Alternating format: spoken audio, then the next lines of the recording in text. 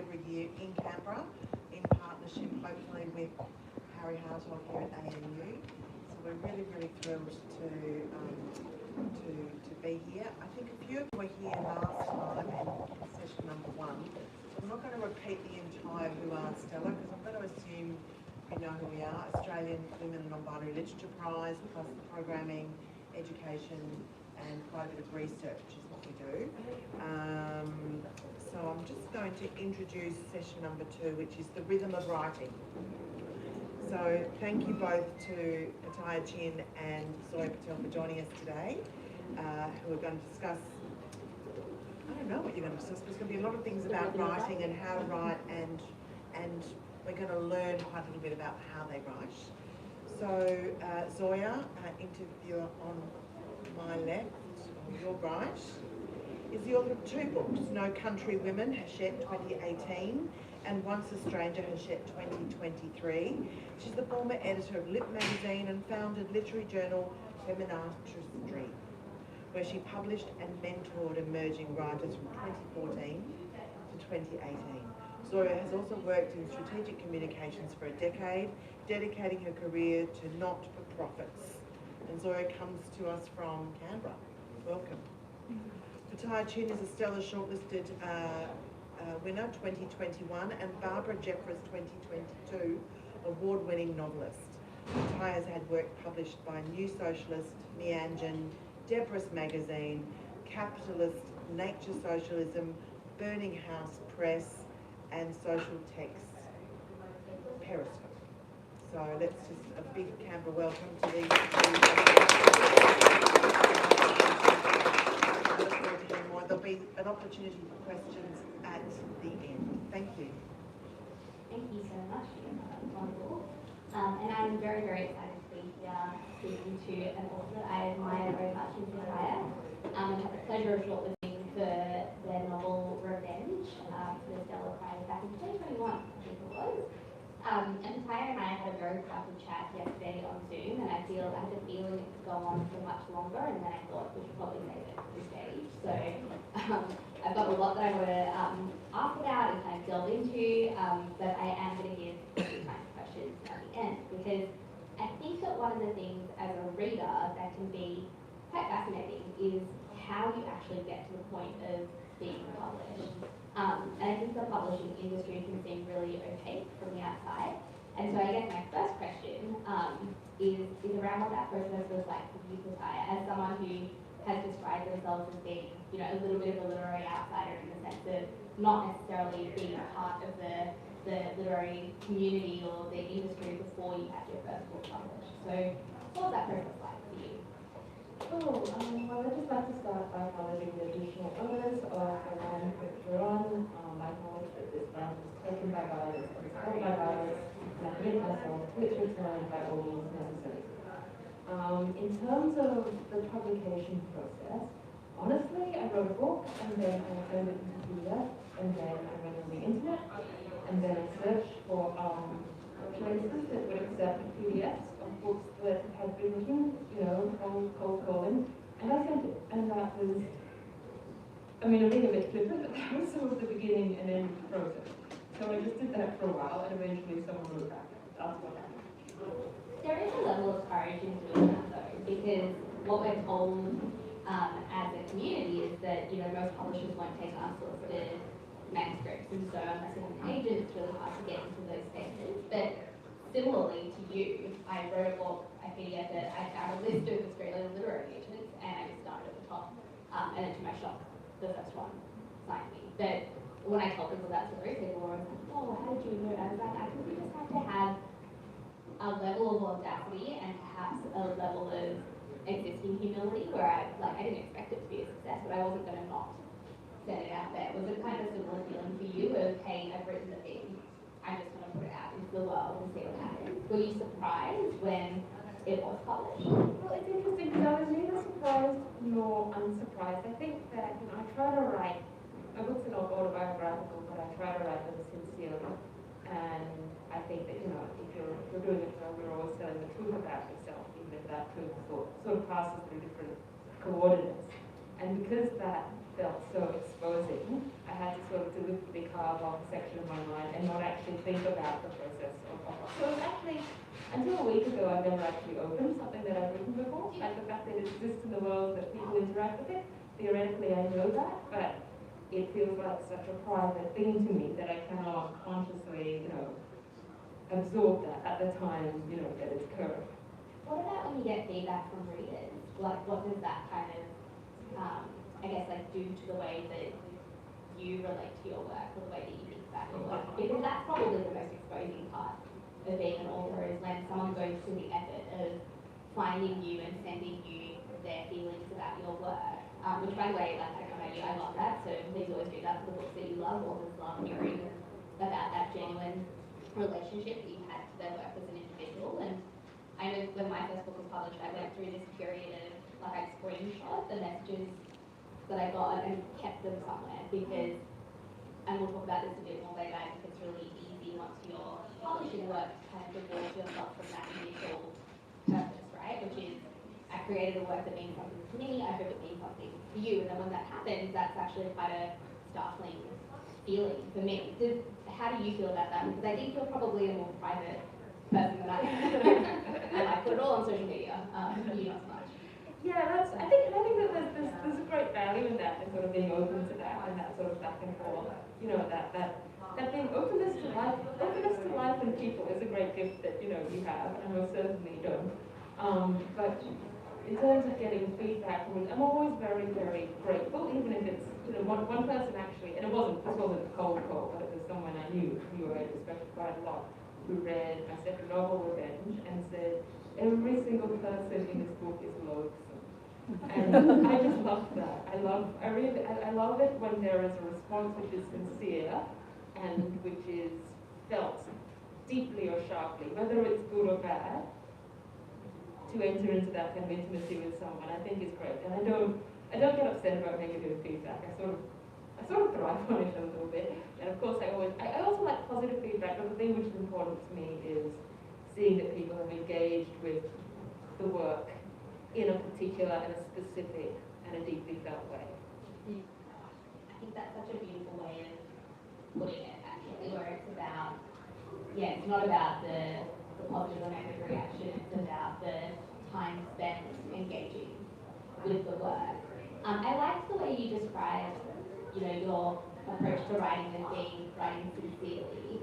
I'm curious about what your process is of actually getting something down on the page. So I think a lot of people might be familiar with Zadie Smith's characterization of writers, which I think it summarizes it perfectly, where she wrote that as an author of books, you're either a plotter or a pantser, and by that she meant that you either plot a book out from the beginning to the end, and you spend time kind of working out what that structure will be, exactly what's going to happen, and then you can start writing from any point. Like you might write a middle scene and then an earlier scene and a later scene, because you know what's going to happen, and you can kind of work your book in whatever way, or you fly by the seat of your pants, and you just start at the beginning and you get to somewhere and you might change things as you go, and you might kind of go back and rewrite, and then eventually you get to the end of your book. And those writers, of which I am definitely one, is like you start and you finish and you just write your way through the book. I'm curious, especially when I think about this book here, The Director of the Demon, which, by the way, I highly recommend people buy and read, because you've got multiple first-person perspectives and you've got a really big cast of characters. Are you plotting this from the beginning, or are you just kind of like going with it? This actually was quite plotted from the beginning, which is unusual for me, because I'm definitely much more of a pantser.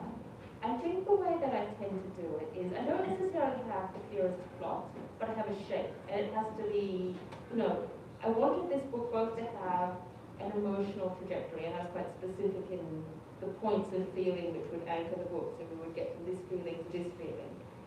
And I also wanted it to exist in a universe where cause and effect matter and are discernible. Not that we know everything that happened or why it happened, but that that there is a logic and an attempt to exert causation on the world, and the question of what happened, what worked, what didn't.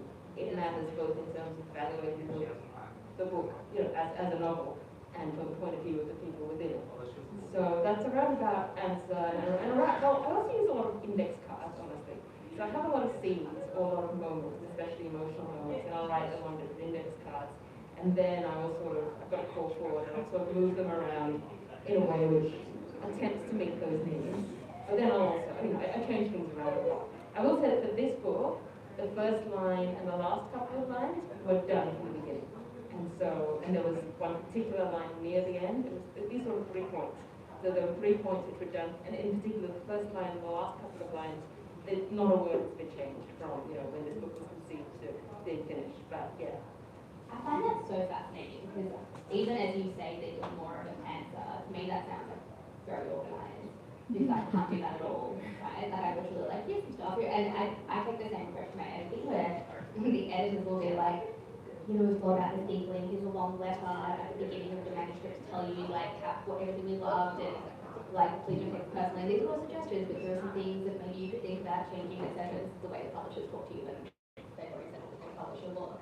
And I'm always like, yeah, cool, do whatever you want, better off the ground, I don't care. Like by the time I sent it in, I'm like, this one's done.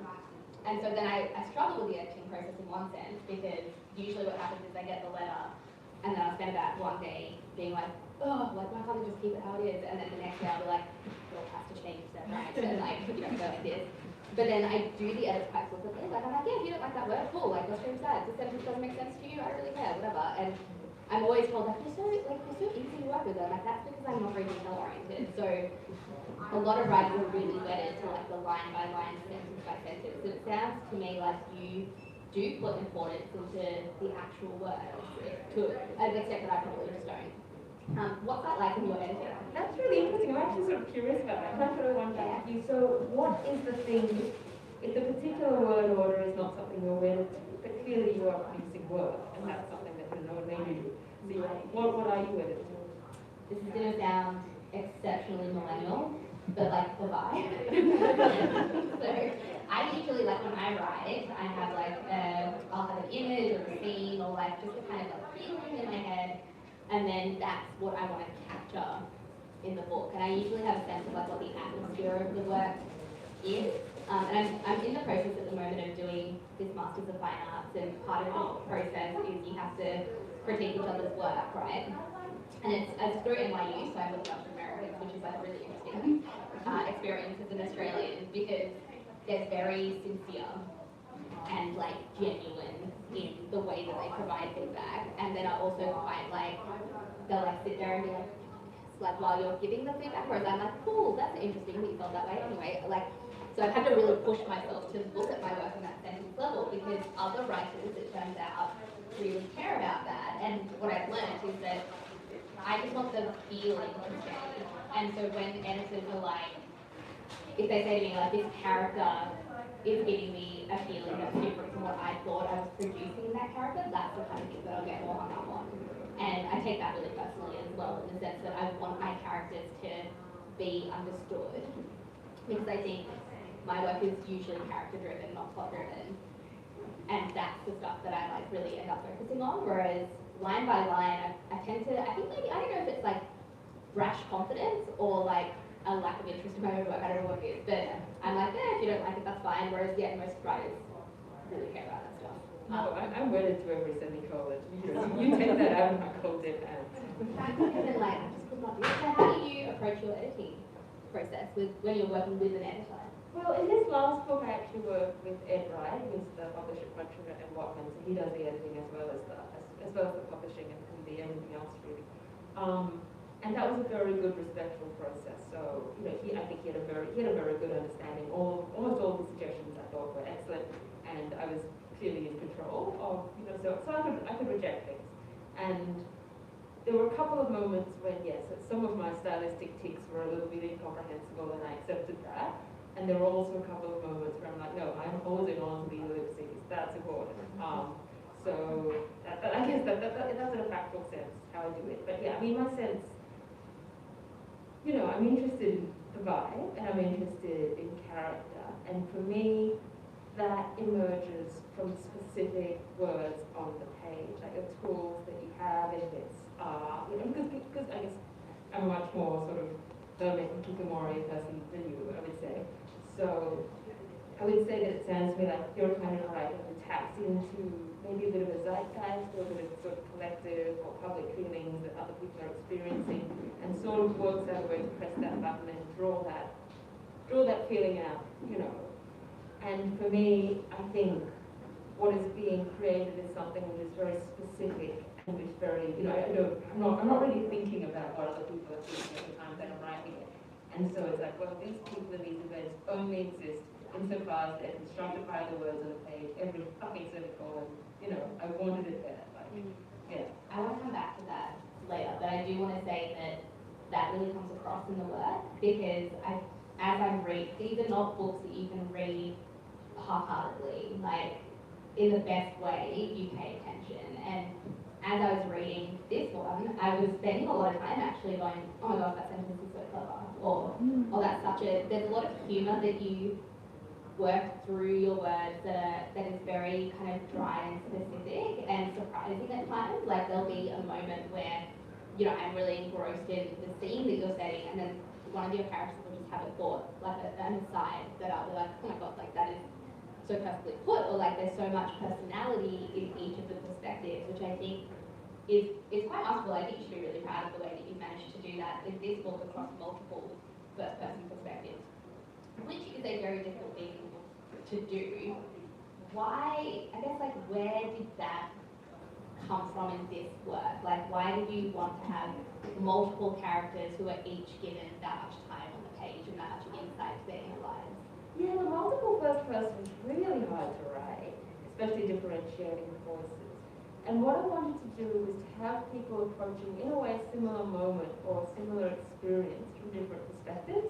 So the idea I had at the beginning was that you would have these, it was about an idea of desire, basically, and about drawing continuity between artistic and political and romantic desire. And so I wanted to have these two characters, there's two main narrators in the book, well, there's another random one, there's two main narrators, and they would approach, one person would be confronting the extent that their own life did not match the commitments that they had in their works. And they would confront that, and that they would come to a process of reckoning with that. And then the other person actually would be living a life where their commitments were matched their words. And they would come to a process of encountering the consequences of that. And so really these two people are experiencing the same thing but from different angles. And so it's a bit like a divided self almost, or self which is subdivided across different characters. So yeah, conceptually that's sort of what I was going for. I also feel like, I mean, I think it really works, but I also, as a reader, appreciated that you don't kind of handhold the reader through that process. Like, as you're reading, you have to kind of discern, oh, it's this person now, or we're in this place now. You know, the first couple of chapters are actually this kind of, it's almost like a fact-finding mission for the reader to go, wait a second, I'm pretty sure we're talking about two completely different things, like, where is that kind of, and then it all kind of comes together quite beautifully. So, again, I really enjoyed reading this book. But I think if we go back to the idea of, you know, how you actually get a book from an idea through to being a whole book, one thing I'm always fascinated by in other authors is, like, when you know that an idea is book-worthy. I feel like I can have like a billion ideas for books. I've got like all these notes in my phone, I'm just like, this could be a thing.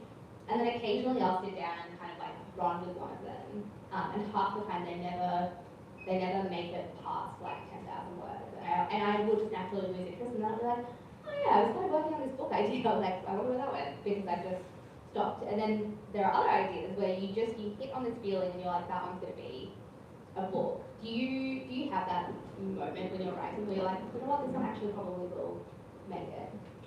Yeah, I mean, it's funny because almost everything I start, I finish. And every book I've ever started, I finished it. Oh no, yeah, there's one random one which I finished, never got published, but like every manuscript I started besides that, like I've brought it to a conclusion, I've brought it out. Like I think I can't be bothered unless, you know, I think I don't particularly, this will sound a bit strange in an event like this, but I don't like books very much. I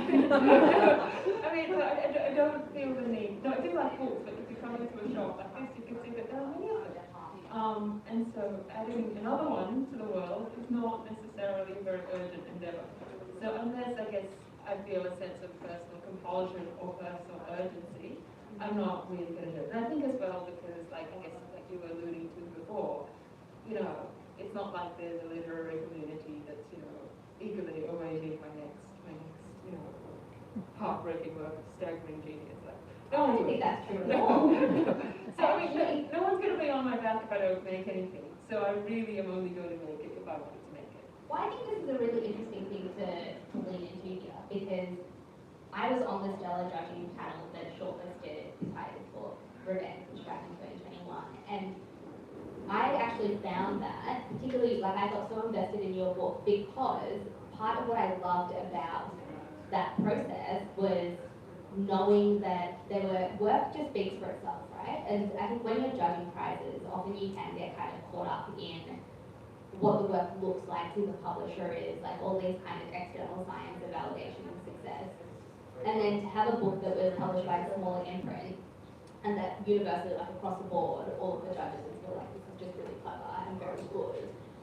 That restored some of my faith in the industry, to be completely honest, to be like, well, you know what, good is good, no matter what. And I think as a result of that, I think there's a, you know, I'm going to challenge your idea that people aren't eagerly anticipating your work because they are. Like there's an audience that is interested and committed to what you're putting out there. And I think sometimes I do think that there's this tension that authors have to navigate between wanting to be whether or not you want to be successful, or you just want to have your work published, but then the other side of that, which is that success often isn't actually that great for you as a creator and as an artist. And I think something that you do very well is stay focused on what you actually want to produce in the art.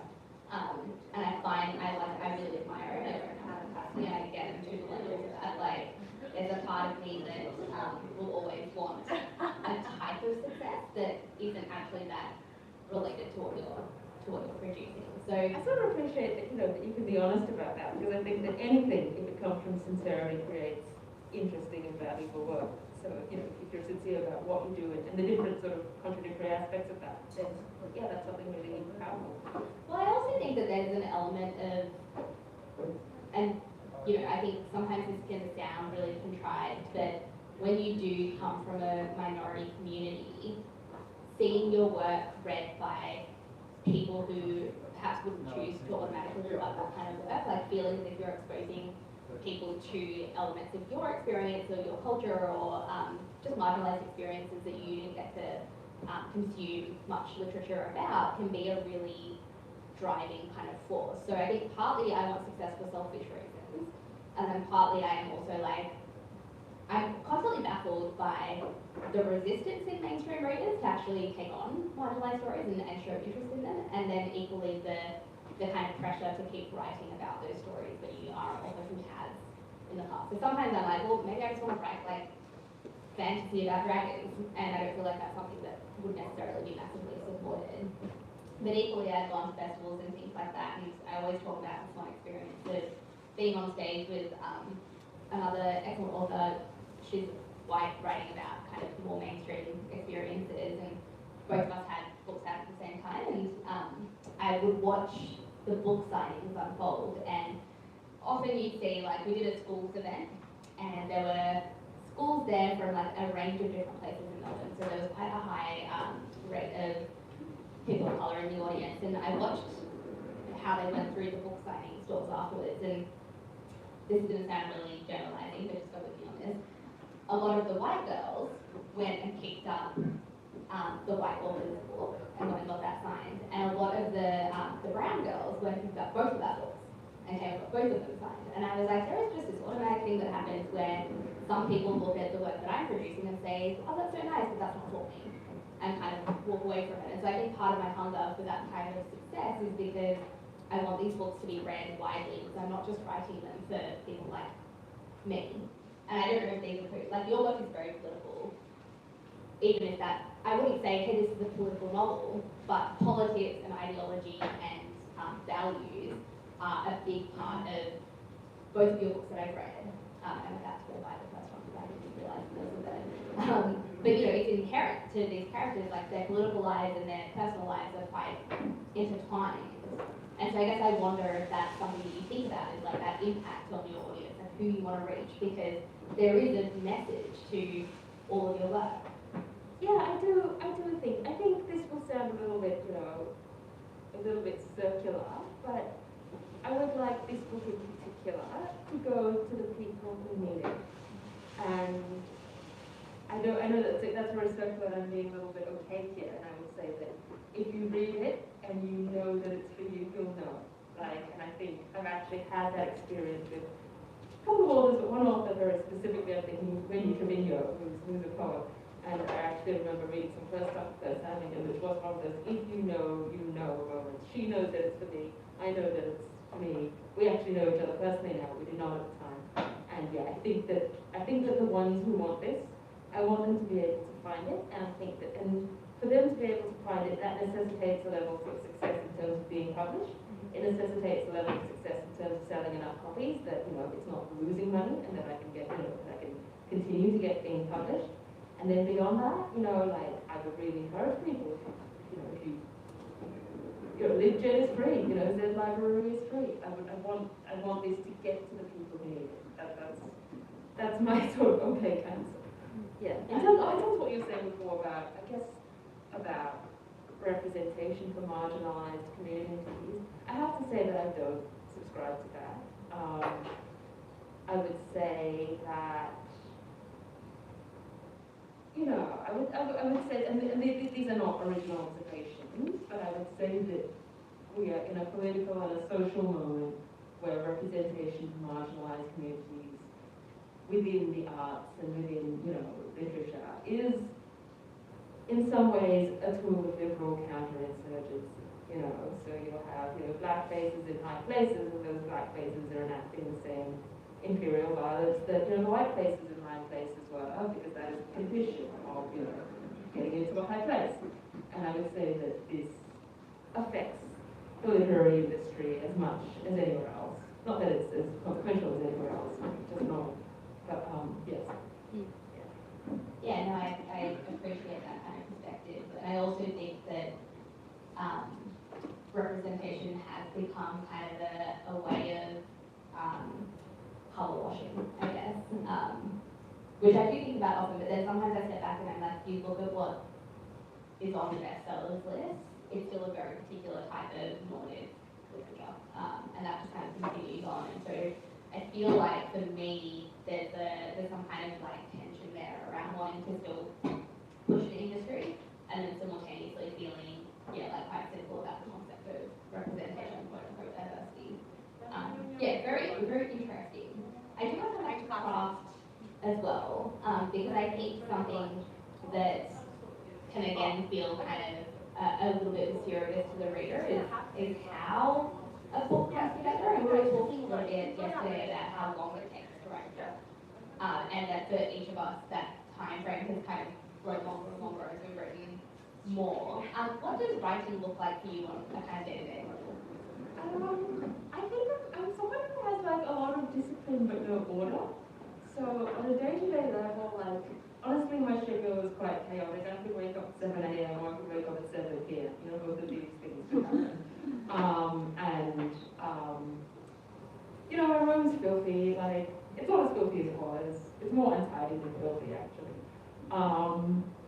I write when I feel like it, and sometimes when I don't feel like it. I have a mix of day jobs which are quite erratic. I live on a mattress on my ex-girlfriend's floor. I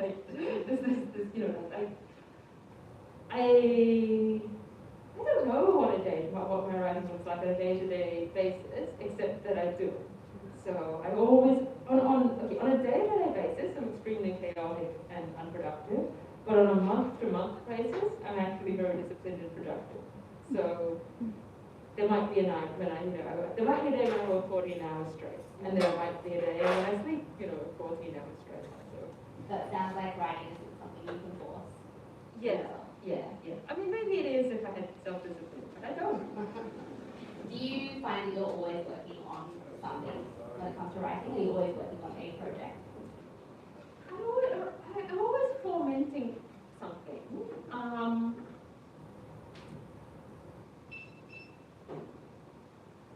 Yeah, I think so. Yeah. Even if that project is not knowing what the next project is, there's definitely always a part of my heart and mind which are pursuing that point of desire. Yeah. I think something that both of us have in common is a desire to kind of write across fiction and non-fiction. And something we discussed yesterday was, you know, you potentially leaning more into that non-fiction lens and looking at non-fiction as the next kind of area that you go. Is there anything about that that, I guess, I don't want to say frightens you, but frightens you? Because I know that, you know, I felt like I had to prove myself a little bit as a fiction writer after writing non-fiction and having that be published first and kind of having that as, I guess, what I was more comfortable in. Like, non-fiction feels really straightforward for me and writing fiction is much harder. Do you feel, is one more natural to you? What kind of draws you to wanting to shake things up? I guess in terms of this, the only thing about it which frightens me, the honest answer is no. Like, I suffer a lot from ennui, but I have no crises of confidence around writing. I just don't. Like, I mean, it's not that I think that my stuff is great, but I just don't get worried about people not liking it. Because I don't like people. So it's fine. But in terms of, I guess, why, part of it is that this book really exhausted me, like emotionally. I just feel like I've been stepped on, you know, by a very heavy-footed individual. And to sort of lay it on the table like that, I don't know if I can do that again for a little while. And so non-fiction, in a sense, is a bit of a chance to sort of exercise some technical muscles while not, you know, murdering myself, like psychologically, as much. Sorry for being such a drama pod. I think in terms of what I'd like to achieve in non-fiction, we were talking about this earlier, I guess I'm interested in, and I've had a couple of things. I've put out a couple of essays recently. Like, I'm really keen to sort of try and write essays where the shape and the structure of the essay is intrinsic to the medium in some sense. Which of course has some similarity in writing a novel. And I feel like that will be a nice lateral move. So there's a couple of writers that I'm really interested in writing about critically at the moment, except that I would actually have to like do things, which is horrible. But one of them is Tao Lin, because I love Tao Lin. He's this Taiwanese novelist, Taiwanese American novelist, and he had this really wonderful essay recently, which was like, how I cured my autism. This is my essay. It is 7,500 words, and it references 149 scientific papers. It's like, your autism sounds very cured. But I love Tao Lin. And the other one is a novel called The Thorn and the Carnation, which I think is quite wonderful. I like this idea of writing about writing as well as a kind of way of making that segue from fiction to non-fiction. Something that I think we've touched on a little bit today is that there are highs and lows to being published and being author and for writing in general. This might sound a little bit split, but I'm kind of curious about like what your favourite thing is about being a writer and then what your least favourite thing is. That's a really great question. I don't ever think about those things. I guess, It's actually harder for me to think of my least favourite things because I hate writing, I like writing. I can't think of anything that, I can think of things that annoy me about it on a day-to-day basis. I got RSI in my wrists a while ago, that stuff. But, all these index cards. Yes, but and I think as well, okay, the thing that I don't like, or which is challenging, is the long turnaround in writing between the expression of sincerity and the ability of that to meet another person. Because it might be that you're writing something very urgent and of the moment, but by the time it's interacting with other people, people are actually interacting with a past version of yourself, so there's that time shift, and so that's quite challenging. I remember being shocked when I found out that it was going to take like minimum 18 months, more likely 2 to 3 years for a work to go from being accepted by a publisher to being in the world. Like, I was like, my brain cannot compute this, can you please just publish it tomorrow? Like, I want the instant, like, the gratification of that. Yeah. And I remember being like, like, how do you expect me to still believe this stuff, especially non-fiction? Yeah. Like, putting my book essays out, and people are like, why do you think this? I'm like, I don't know, this is like 2016 Zoya, like, this is 2018 Zoya, it's a different person. So, yeah, I do think that that's the most challenging aspect, is that having to reinvest in your work years later, when you've kind of mentally moved on. Yeah, yeah. Well, the one nice thing about small publishers is that sometimes it can come back quite fast. It's like less emails to send or something. I think the best thing, and I hope this doesn't sound too cheesy, but with this particular book, I've been able to, like, I've had a couple of people who are close to me in different ways to read it, and people who, I guess, are the people for whom it is for, in that kind of cosmic sense. And who aren't necessarily people who read much literary fiction or much fiction at all. And having a sincere response from them, and having, I guess, added a level of joy and recognition to their lives, and having them in turn extend that to me, was a really, really, really precious, was and is a very precious experience. So, I love that. I think that is like the highest achievement that you can have as a writer. I do think that something interesting about what you were saying earlier around you like writing, you also kind of hate it sometimes. But I remember realizing a few years ago that I know very few writers who actually enjoy the process of writing. I know a lot of writers who love the end result and like the high of reading something that you've written that you're really proud of, that you feel has like gone to where you want it to go. But I don't know many who are like, oh, I can't wait to get up and write today. Like, that's just, it's not a feeling that I see expressed around me. I literally have the word write tattooed on my hand to be like, just do it, Zoya. Like, it's not it's something that is a purpose and it's a drive, but it's not necessarily a pleasurable feeling. And I think that might just be like the condition of the artist in general.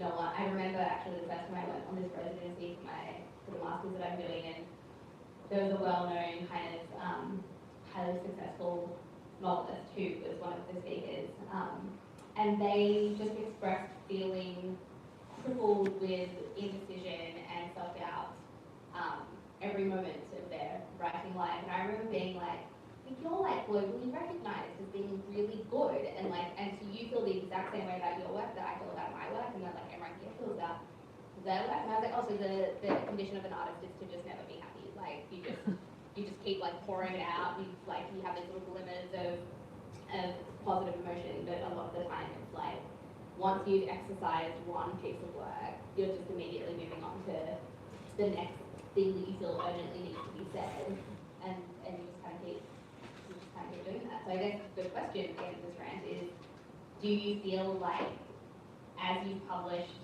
each piece, like you've had 3 books published now, it's quite far into your career in a way, has the way that you approach writing changed at all? Do you feel more confident when you start hitting the page now, or do you think if this could be anything, I'm starting from the same position that I would have started at as an unpublished author? honestly, there are aspects which are different, and obviously I have another bit of a bump of confidence, which I did not previously have, especially from the 2 conversations that I just mentioned. But essentially, it's the same. You just got easier. Yeah. I might see if anyone has any questions from the audience at this point. Would you like to comment on whether you see your book fitting within the new category of climate fiction? I guess it's fiction and it's about climate, so in that sense, yes. But I guess, I'm just wondering what to use the utility of that category. Well, I'm not sure either, but I guess it's the function of categories is to help the writer find their audience and to help the reader find what they are interested in reading. So therefore, it could be of utility. Yeah, definitely. I think people who are interested in a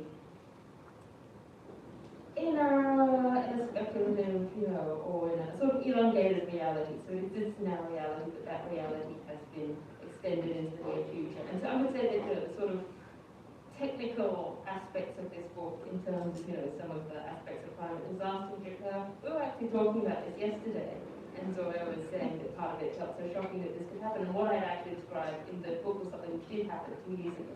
So in a certain sense, part of what I'm trying to do here is to visualize and sort of force a confrontation with the reality of what exists, as well as elongating that into the future. And if that's something that people are interested in, and I really hope people are, then I would love it to be in that category.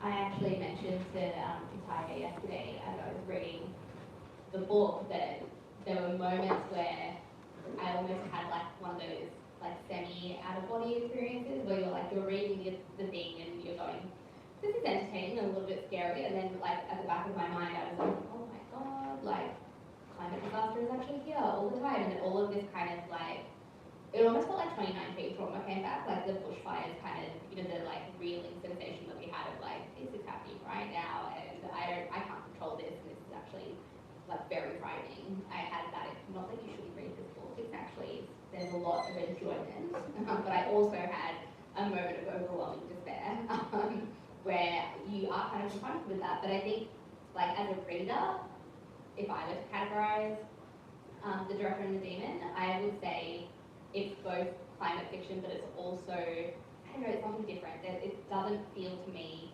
like I said to you yesterday, I was like, it's almost like it's sci-fi, but it isn't sci-fi. But there's also this like really interesting strand about art and artistry that's all the way through it. And then there's also this idea around identity, but in a way that like I don't think you would ever say that you're writing about identity politics as such, but it's inherently part of the book. Like I would say that this is one of those books that's actually really hard to categorize. So if you're a bookseller, you should just put copies of it in all of the locations. That would be ideal, so you can get all the readers. But I would love, I think that, the climate fiction would be a really great category for it. It also occurs to me as a sidebar, like this relates to what you're talking about like diversity, and there's a problem with discussion about climate that we know that the people who are most currently affected, people who are literally dying or losing their farms or whatever, they're all brown people.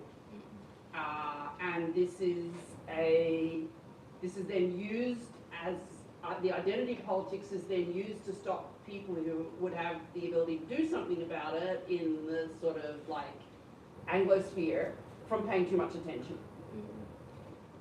Yeah, absolutely. I think that's absolutely true, and that's, I think, a very part of what's in the book. And so a lot of the idea of the book is the idea of living within the catastrophe which has already occurred. It is not speculative, it exists around us, and certain people, by virtue of class and caste and race, are somewhat insulated from that. And yet there is also a choice which is made by some people in this book to not remain insulated from that. And it's about, I guess, the psychological process of that choice and honouring the sacrifice which that entails. So, yeah.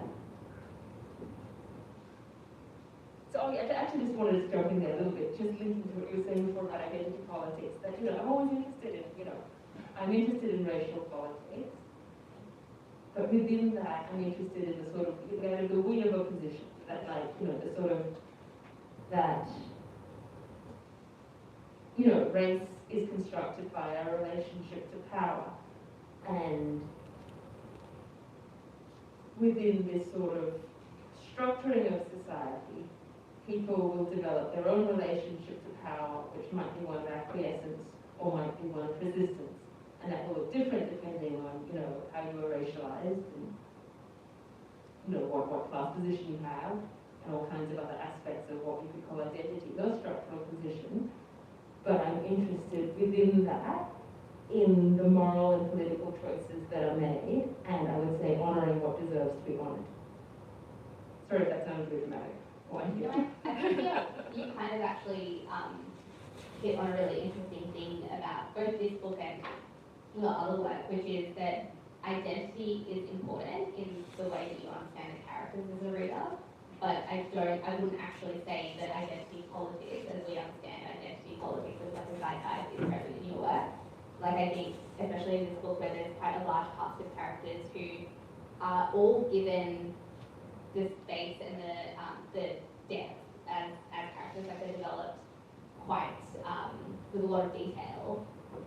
They're still individuals, and I think the broad categories of identity politics just really don't apply, because what I felt reading it was that you were saying assess these people by their actions, by their choices, by how they're engaging with society. And yes, everybody has an identity, but that's not actually, like, the broad categories just aren't really present. I mean, I feel like once you finished it, we could have a conversation about it. Yes. I have a 9-month-old baby. Really challenging. Yes, Virginia? Thank you, Zoe. Thank you both. It's a fantastic discussion. I have 2 questions for both of you, if we've got time. But firstly, Pitaya, you said earlier you write when you feel like it and sometimes when you don't feel like it. I'm interested to hear from both of you. Do you write stuff that you then just chuck? I mean, if you don't feel like writing and you force yourself to do it because you feel you should, you've got a spare couple of hours, but you're forcing it out such that it's no good and you chuck it. So that's my first question. Do you chuck a lot? And the second question is about the finance of being writers. Do both of you aspire to writing full time, and can you see that your writing will sustain you economically, or is that impossible? Do I chuck out? Yeah, I produce so much writing that not all of it could ever see the light of day. Like, I feel like by normal standards, I write a lot. And I do, these days I force myself to write more than I would have in the past, because time is fleeting. So I work full time, but I also have a very small child now. And I now understand, like, how productive you have to be when you actually just can't control the impacts on your time. Like, I think everybody can be busy, and I don't think that, like, being a parent makes me, like, busier than somebody who isn't a parent necessarily, but I think the way that your time is shaped just shifts quite a lot, because I can't choose when my kid needs me or wakes up, sadly, or goes to sleep, sadly. I just have to flow with it a lot more. So I do force myself, when I have time, to use that time more specifically than I used to, and that means that often I'm like, just write, like, whatever you get down, you get down. But I would say that quite often, things that I start, I don't finish, and I don't force myself to finish things the way that I used to. So I have a lot of half-finished things that sometimes I go back to, and I'm like, maybe there's something here that I didn't realise was there before. I think the most devastating thing when you're a writer is when you finish an entire manuscript, which I have done one time, that no one seems to want, and then you're like, oh, I thought this one was good. But, and I haven't given up on that particular book yet. I still feel like I'm going to go back and rework it and send it to other people at some point, but I think the chucking of an entire project is probably the hardest, being them having to say, well, okay, I guess I'm shelving this for now. Do you want to reply to that first part of the question? Do you force yourself, and do you throw things? I don't force myself. I finish almost everything that I start, but I do throw away a bunch of stuff, because sometimes what's in my head is just, I have like no desire to be taken seriously all the time either. Do you feel this? Oh yeah, like you have no idea. Like, we were talking earlier actually about the sort of value of inspired and committed stupidity. And I had a friend, not even a friend, my brother-in-law once said to me, we had this like conversation that I was like, So he's a playwright. He's quite a well-known, successful playwright. And he and I probably have entirely opposite approaches to our work, right? So at the time I was writing this opinion column for a local publication here. And I was writing about all kinds of random stuff. Like I was like, dog poo one day, like change the date on Australia Day the next day. Like it was just like, but I had to write a weekly column. It was like whatever I felt. And he was like, why are you doing this? This is such a waste of your time. And I was like, actually, ironically, like this column is what most people know me about. Like I would go into the post office and be like, oh, you're that Zoe, and tell people hate me. There's like a large contingency of older Canberrans who loathe me with a passion because they don't like my views on the light rail or whatever. And he said to me, doing this column is like being the wedding DJ of musicians. Like why? Like, don't you want to create work that matters? And I was like, I said to him, sometimes you just want to make people dance, and that's okay. Like, I don't take myself very seriously, while also having like a very vulnerable desire for success. So I guess the second part of your question, would I like to be a full-time writer and make all my money from it? Yes, I would love that. And that is still ultimately the goal, which actually reminds me of another question for you in a second. But I live in Canberra, and if you live in Canberra, everyone around you has a certain way of life because we are a very affluent society, right? For the majority of us. And I got used to a certain way of life when I worked full-time and had a good income. And I can't, it's like the log can house, I can't let that go. So unless I somehow became mega successful, would have the same amount of capital as I have now as a result of like working where I work, I think I would struggle with that. So I'm interested in your answer to this, but I guess my other side to that is, I'm curious about like, because you're so, you're driven by your work and you don't seem to have much, you don't place a lot of importance on things like who's publishing you and like how that looks to the literary world, right? Do you ever consider self-publishing? Because I do think that like the industry is being so disrupted in terms of how do you make money that self-publishing may well be the way that a lot of writers find their audiences, and it opens you up to a more direct line of income from your work than you necessarily get through traditional publishing. So I'm curious about your thoughts on that. There's one American author, Charlotte Shane, who I really admire, who self-publishes, and there's a couple of mainland Chinese writers as well. That said, I'm bad at that shit. Like, I'm bad at publicity, I'm bad at promoting. I'm just bad at it. So, theoretically, yes, and practically, no. Yeah, interesting. Do you want to be someone who makes the majority of their income from their writing? No. I mean, I think that it would be such a completely different universe. Like, I think, obviously, if you make the majority of your income from your writing, you are chosen on what quote-unquote market wants for what you're going to write, and that's not worth it to me. Like, it's just not. I mean, and I think it's completely possible to do that sincerely if stuff you feel compelled to write is commercially viable, but I don't think that's not necessarily, that's not my, I don't think that's very realistic, yeah. In terms of like the sort of financials of it, like I have a lot of advantages. I speak fluent English, I have citizenship, I have an excellent education, I have no dependents, I come from a middle class family. That said, I would say that the way I live is not on a material, way. It's not the same as most people in this industry, and that's fine because most people in this industry, most people in this society live an incredibly, in a global sense, luxurious way.